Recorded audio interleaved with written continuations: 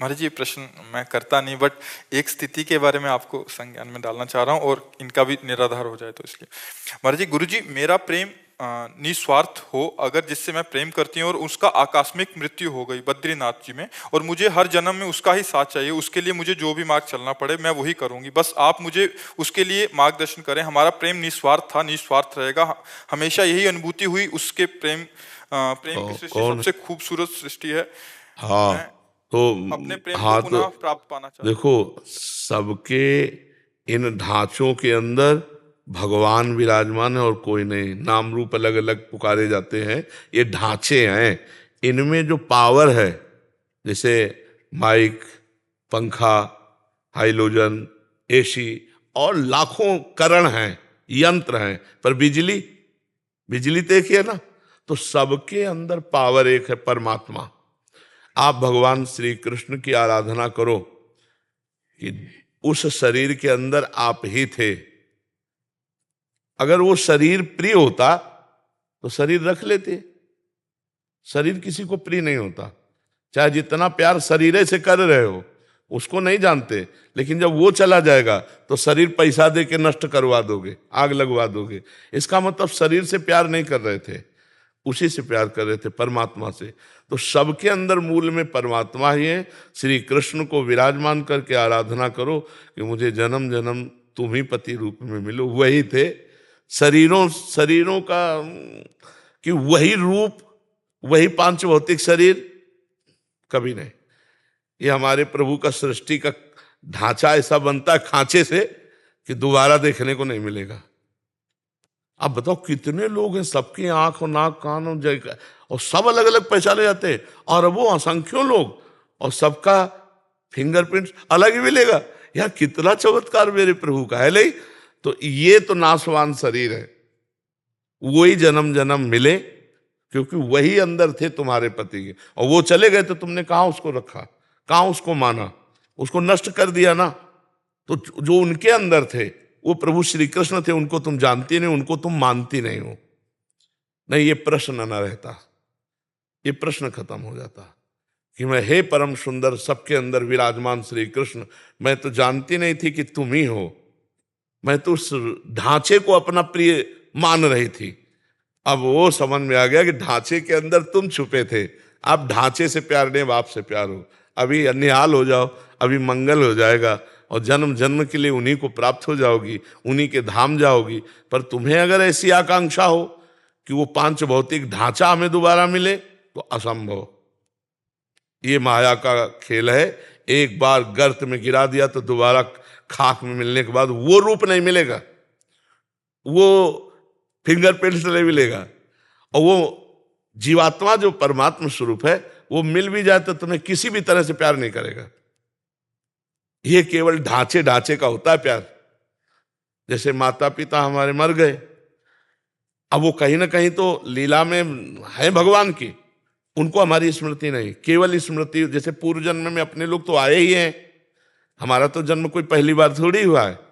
पूर्व में जैसे छोटा बच्चा है तो आप माँ जब दुग्ध लगाती है तो पीने लगता है ना, किसने सिखाया? पूर्व का अभ्यास है, ऐसे करो, वो रोने लगेगा। मतलब ये ज्ञान पूर्व का है ना उसको। तो हम लोग पूर्व जन्म से चले आ रहे। अब हमारे पूर्व जन्म के लोग अगर परिवार के मिले भी कहीं तो हम पहचानते हैं क्या? न वो हमें पहचानते हैं, न उनको पहचानते हैं। ये मायाकृत मोह छोड़ो, न तुम स्त्री हो न वो पुरुष, तुम दोनों के अंदर परमात्मा विराजमान हो। परमात्मा की आराधना करो और उसी को प्राप्त हो जाओ, तो उसी को प्राप्त हो जाओगी जिसको प्राप्त करना चाहती हो। अपने प्रेम का नाम जप कर सकते हैं। मोहांधकार है, भगवान का नाम जप करो। प्रेम तो भगवान से ही करती थी, शरीर से करती होती तो रख लेती ना। हम बार बार तो कह रहे, आपने जाना उस शरीर के अंदर कौन था? परमात्मा ही। तो मान लो ना, फिर क्या है? इन नासवान शरीरों की क्या आकांक्षा करती हो? सच्चिदानंद जो सबके हृदय में विराजमान, वही कृष्ण, वही राम, वही विविध रूप धारण करता। प्यार करो तो इनसे करो, इनकी बन के रहो, जीवन कृतार्थ हो जाएगा। हमारी सलाह, हम तुमको अब ये तो ऐसे कहते हाथ में गुदवा लिया, बोले 7 जन्म का बंधन। 7 जन्म? अगले 5 मिनट में तुम्हारी धज्जियां उड़ के तुम कहां पहुंच जाओगे तुम्हें पता नहीं। काल तुम्हारे अधीन नहीं, तुम काल के अधीन हो। ये सब लौकिक वासनाओं की खेल है, शरीरों में आसक्ति होने के कारण। नहीं, एक परमात्मा के सिवा दूसरा कोई नहीं है। हमारी बात समझ लो। आप सरल हृदय हैं, आप पवित्र हृदय हैं, इसलिए आपका प्रेम जिसे कह रहे हैं वो खास बात मोह में है। और मोह से प्रेम में आ जाएगा तो फिर आप जिधर देखोगे उधर आनंद सिंधु भगवान ही नजर आएंगे। हमें तो यही लगता है कि अपना प्यारा वही है, और सब कोई उन्हीं से प्यार करता है यार, सब कोई। अगर आपका पुत्र पधार जाए, मान लो पुत्र के अंदर का परमात्मा चला जाए, तो रख लियो आप 10-5 दिन। आप पैसा दे के कहोगे कि अब ले जाओ, वो चला गया। कौन? जिसको जानते नहीं हो, और जिसको जानते हो तुम्हारे आगे पड़ा है। आप समझो, अनजाने में तो परमात्मा से प्यार सच्ची मानो। ये जैसे शरीर चल रहा है ना, तो इसमें नाम रूप लेकर लगता है मैं, वो जो मैं अंदर है वो पावर है, पावर। और हम देखो उस पावर के अंश हैं जो सबसे बड़ा है। तो हम सबके अंदर एक बात रहती कि मैं सबसे बड़ा बन जाऊं, नहीं रहती। चाहे जिस डिपार्टमेंट में हो बड़े बने, क्योंकि हम बहुत बड़े के हैं, बहुत बड़े के हैं ना अंश। और दूसरी बात, मरना नहीं चाहता क्योंकि अविनाशी के अंश है। तीसरी बात, दुख नहीं भोगना चाहता, सुख भोगना चाहता क्योंकि सुख सिंधु का अंश है। ये भूलो मत, वही श्री कृष्ण सब रूपों में है। वही बद्री नारायण में अपने स्वरूप में लीन हो गए। अब नारायण की उपासना करो, कृष्ण की उपासना करो। हमारी बात मान लो तो, और ना समझ में आए तो उनकी फोटो रख लियो, रोती रहो, मिल जाए तो हमें बता देना। नहीं, आपको बताइए, मार्ग पे चलेंगे। हाँ, अगर आप श्री कृष्ण से ये कहोगी कि वही रूप रख के आ जाओ तो पक्का आ जाएंगे। दूसरी बात ला, और किसी की सामर्थ्य नहीं है। अगर श्री कृष्ण से रो के कहोगे कि नाथ आप बड़े कृपाल हो, आप वही रूप रख के आओ जिससे हमने प्यार किया था, वही रूप रख करके आपके सामने आ जाएंगे, आपसे संभाषण करेंगे। पर इतना भजन हो, सुमिर पवन सुत पावन नामू, अपने बस करी राखे रामू। जब अपने बस कर लोगी तब ये बात आएगी। और इतना करने के लिए ऋषि मुनि पूरी जात की ताकत लगा देते हैं। तो आप भी ताकत लगाइए, ब्रह्मचर्य से रहिए। अगर आप उसको प्यार करते हैं तो हमारी बात मान लो, देख लो निर्वाह करके। ब्रह्मचर्य से रहना, किसी पुरुष का स्पर्श न करना, नाम जप करना, थोड़ा अन्न खाना, और इसके बाद परमात्मा से कहो कि मैं प्यार करती हूं। वही आपको उसी रूप में आना पड़ेगा और पक्का आ जाएगा, पक्का। हम अपने अनुभव की बात कहते हैं। पधारे हुए महापुरुषों के लिए जब प्रबल आकांक्षा की तो भगवान वही रूप रख करके हमसे मिले आकर के। तो इतना साधन जोर का करो कि अब ये आसक्ति है, अब करो आसक्ति के अनुसार, तो फिर समझ में आएगा। अब देखो, केवल बातों से तो समझ में आएगा नहीं। माया पर विजय प्राप्त करके ही मायापति से हम जो चाहे वो प्राप्त कर सकते हैं, ऐसे नहीं। बहुत कठिन है, बहुत कठिन है। हाँ, प्यार का निर्वाह करना है तो वृंदावन में बैठी ब्रह्मचर्य रहना, हम जब कह रहे, और नाम जप करना, और प्रभु ही थे वो, और प्रभु से प्रार्थना करना कि जैसे मंजनू से लैला का, और लैला का मंजनू से था ना, तो मंजनू बहुत व्याकुल एकांत में विह्वल था।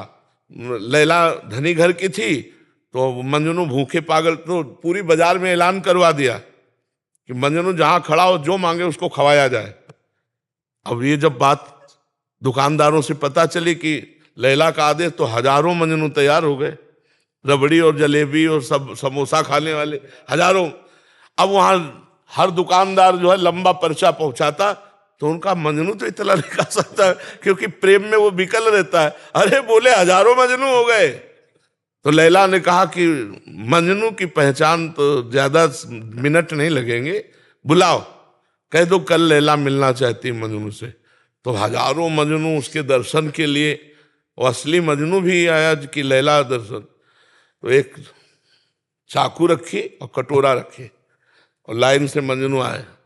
तो उन्होंने कहा अपने दिल का खून चाहिए मुझे, दो। तो रबड़ी पीने वाले मजनू तो खसक गए जीतले थे खून, भागे हुआ से।